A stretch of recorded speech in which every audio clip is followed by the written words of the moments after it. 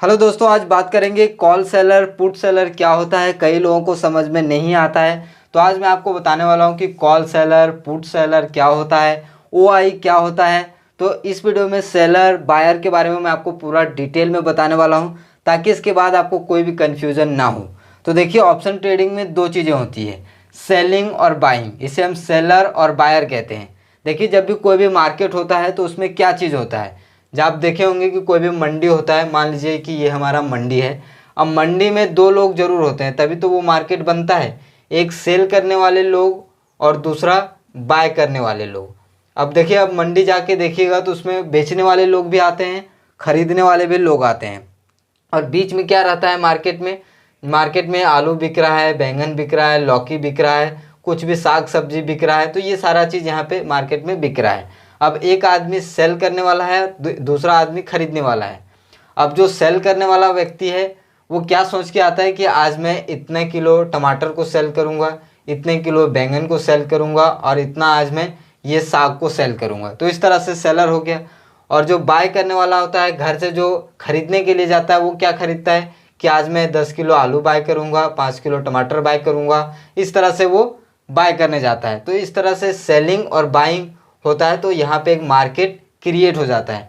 Same उसी तरह से ऑप्शन ट्रेडिंग में भी होता है। एक सेलर होता है, दूसरा बायर होता है।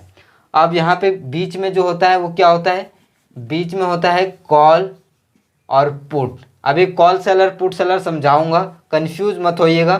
तो यहाँ पे हमारे पास दो ऑप्शंस होता है, कॉल और पुट, जिसे कोई लोग सी भी बोलते हैं, कोई पी भी बोलते हैं। ठीक है, एक सेल करने वाला लोग है, दूसरा खरीदने वाला लोग है।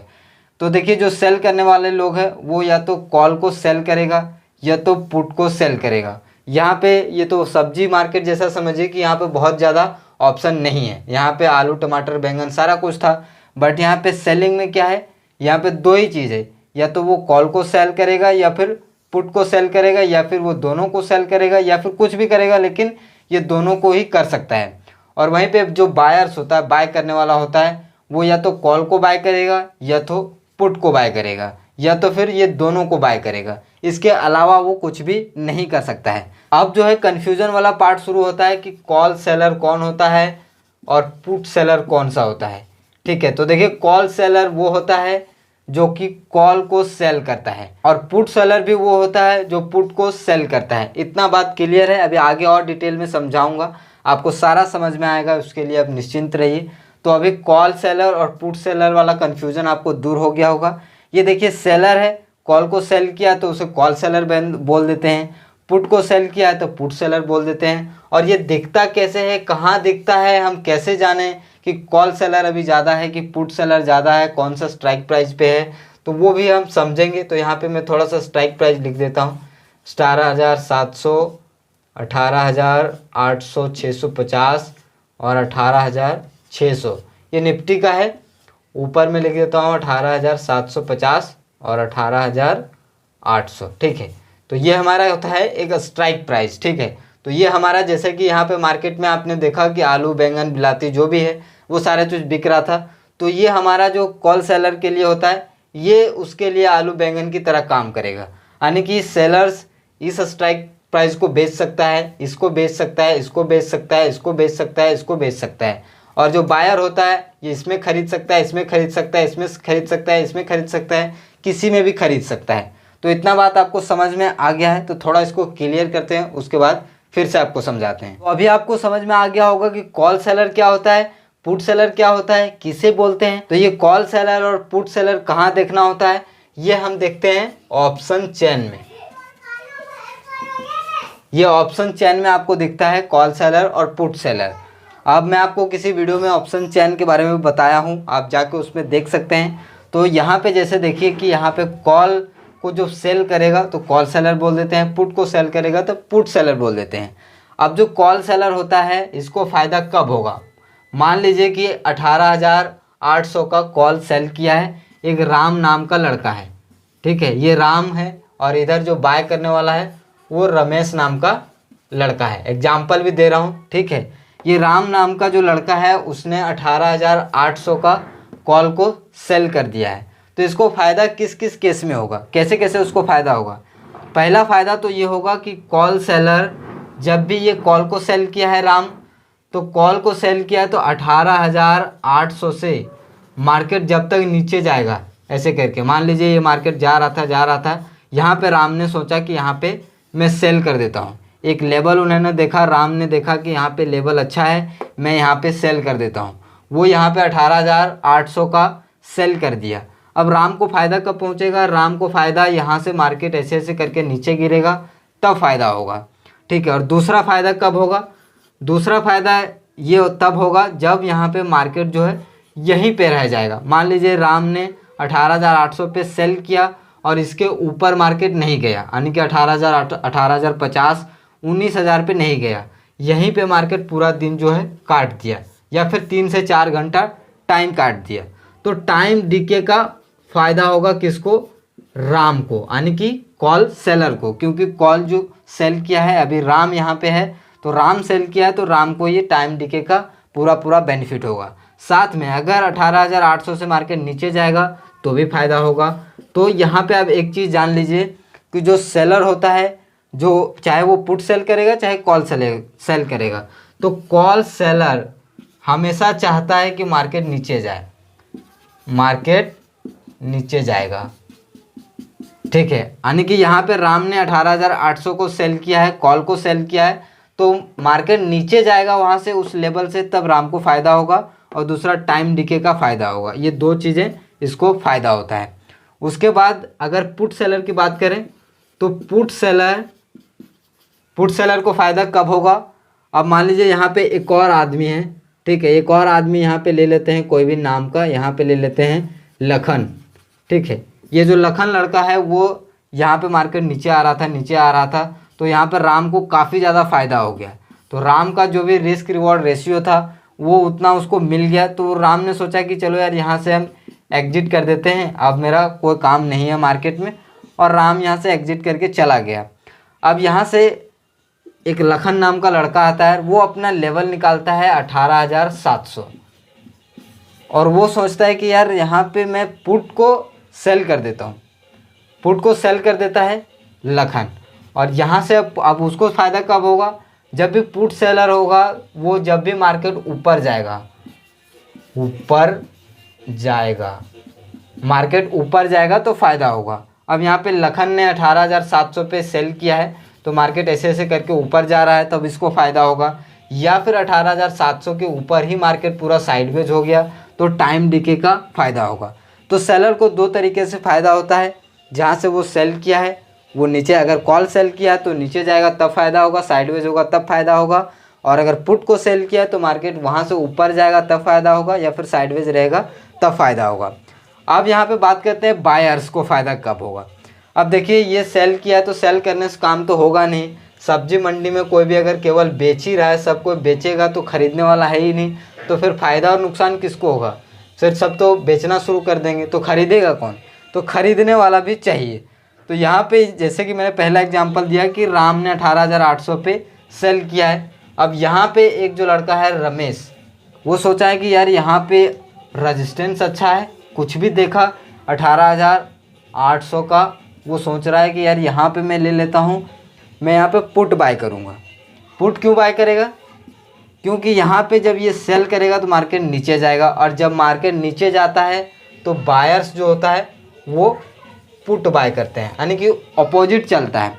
जहाँ पे सेलर सोचता है कि मार्केट नीचे जाएगा, यानी कि कॉल को सेल किया है, तो वहाँ पे अगर आप बाय कर रहे हैं तो वहाँ पे आपको पुट बाय करना होता है। मार्केट अगर नीचे जाएगा तब फ़ायदा होगा, और वहीं पे कॉल जो होता है वो ऊपर जाता है तब फ़ायदा होता है। एक बायर्स के लिए जो अगर कॉल ख़रीदेगा तब, जैसे कि मान लीजिए ये रमेश है, रमेश 17,700 के लेवल पे एक जो है पुट ऑप्शन ख़रीदा है, ठीक है। तो पुट ऑप्शन ख़रीदा है तो इसको फ़ायदा कब पहुंचेगा? फ़ायदा इसको तब पहुंचेगा जब 18,700 से मार्केट नीचे जाएगा इस तरह से, ठीक है। यानी कि एक अच्छा खासा फॉल दिखाई देगा, तब इसको अच्छा खासा फ़ायदा देखने को मिलेगा। अगर ये मार्केट यहाँ पे धीरे धीरे करके साइडवेज रह गया तो इसका टाइम डीके भी होगा, यानी कि जो बायर्स होता है उसका फ़ायदा जब होता है तभी होता है जब मोमेंटम में मार्केट जो जिस भी लेवल पे वो बाय करता है उसके अकॉर्डिंग वो नीचे जाता है। सेलर को दो तरीके से फ़ायदा हो जाता है, एक तो टाइम डिके का भी फ़ायदा होता है, प्लस में अगर नीचे आ रहा है तो भी फ़ायदा होता है। लेकिन बायर्स का फ़ायदा एक ही तरीक़ा से होता है। बायर अगर यहाँ पे कॉल बाय किया है, अगर 18,800 पे रमेश ने यहाँ पे कॉल बाय किया तो अगर 19,000 जाएगा तब फ़ायदा होगा, 19,050 जाएगा तब फ़ायदा होगा। ठीक है, तो इस तरह से जो ऊपर चलते जाएगा तब फ़ायदा होगा।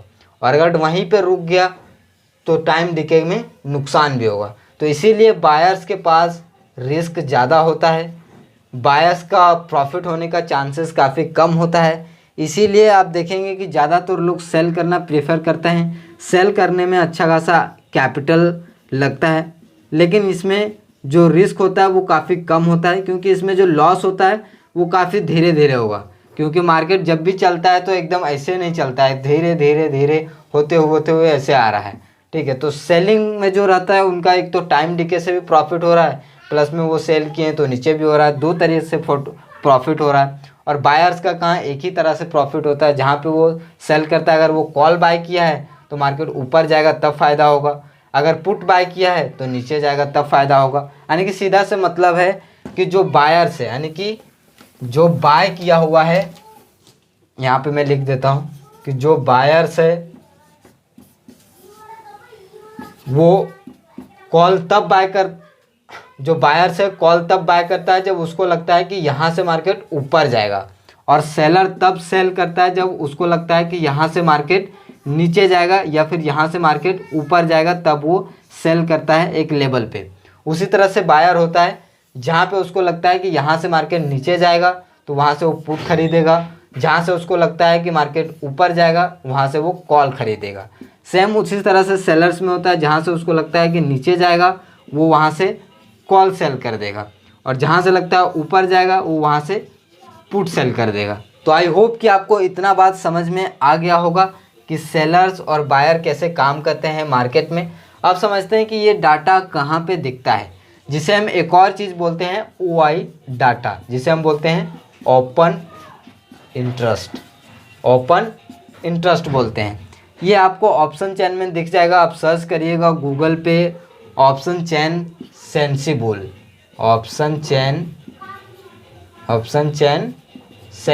सर्च करिएगा, सेंसिबल, आपको ये डेटा देखने को मिल जाएगा। ठीक है, कि कहाँ पे सेलर सबसे ज़्यादा है, वहाँ पे बायर्स का कोई भी डेटा नहीं मिलता है। ठीक है, ऑप्शन चेन जब भी देखेंगे तो वहाँ पे कितने लोग बाय किए हैं वो नहीं दिखता है, वहाँ पे दोनों का ओपन इंटरेस्ट जो होता है दोनों का मिक्सअप डेटा दिखाया जाता है। यानी कि जो सेलर्स होता है उसका डेटा वहाँ पे दिखता है। ठीक है, कॉल सेलर और पुट सेलर दोनों का, पुट सेलर और कॉल सेलर दोनों का, दो लोग होते हैं, कोई कॉल सेल कर रहा है कोई पुट सेल कर रहा है, किसी को लग रहा है कि मार्केट यहाँ से नीचे जाएगा, किसी को लग रहा है मार्केट ऊपर जाएगा।